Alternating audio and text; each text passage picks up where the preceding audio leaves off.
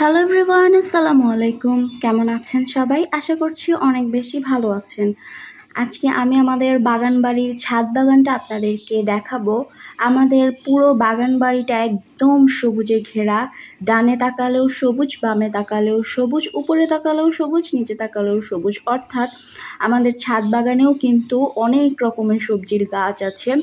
তো তারই কিছু অংশ আমি আপনাদের সাথে শেয়ার করব। বলা চলে আমাদের পুরো বাগান বাড়িটাই একদম সবুজে ঘেরা, অনেক রকমের গাছগাছালি, ফল ফলসির গাছ দিয়ে ঘেরা।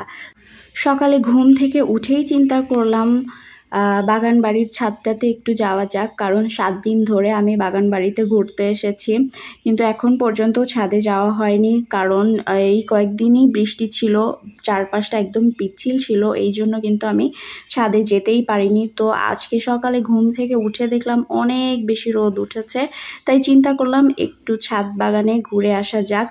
তো এই দেখেন পুরো ছাদ বাগানটা সবজির গাছ দিয়ে ভরে গেছে। ধুন্দল হয়েছে, কত ধুন্দল হয়েছে দেখেন, একদম গিজ গিজ করছে। এই ধুন্দলগুলো খাওয়ার কিন্তু মানুষজন নাই, তাই চারপাশের মানুষজনকেও দিয়ে দেওয়া হয়। তারপরেও কিন্তু অনেক ধুন্দল এখনও ছাদে রয়েই গিয়েছে। দেখা যায় যে না খেতে খেতে ধুন্দলগুলো একদম বড় হয়ে যায়, যেগুলো খাওয়াই যায় না। এই দেখেন, যেদিকে তাকাই সেই দিকেই দেখেন একদম প্রচুর পরিমাণে থোকায় থোকায় ধুন্দল হয়েছে। এই দেখেন আমাদের ছাদ বাগানের পাশেই ঘেঁষে একদম পেয়ারা গাছ হয়েছে। এই পেয়ারাটা হচ্ছে দেশি পেয়ারা, অনেক মিষ্টি। এই পেয়ারা গাছেও কিন্তু ধুন্দল গাছটা পেঁচিয়ে ধরেছে। এই দেখেন ছোট ছোট কচি কচি ধুন্দল ধরে আছে, কিন্তু খাওয়ার মানুষজন নাই। আর বলুন তো এই গাছটা কি? আপনারা কি কেউ চেনেন এই গাছটা কি? এটা হচ্ছে জয়তুন গাছ। এই গাছ থেকে কিন্তু জয়তুনের বীজ হয়, আর এটা দিয়ে কিন্তু অনেকজন তসবি পড়ে। অনেকজনই হয়তো চিনবেন, অনেকজনই হয়তো চিনবেন না। যাই হোক, আমি আপনাদের সাথে একটু শেয়ার করে দিলাম।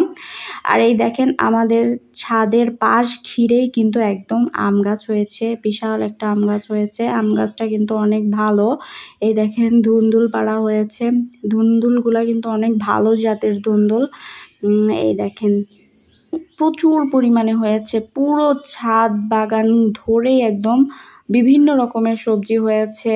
কুমড়ো গাছ আছে, ধুন্দল গাছ আছে, আরও বিভিন্ন রকমের সবজি গাছ আছে। কিন্তু আমাদের পুরো বাগান বাড়িটাই আসলে শাক সবজি ফল মূল সব কিছু দিয়ে ঘেরা, সবুজের সমারোহ বলা যেতে পারে।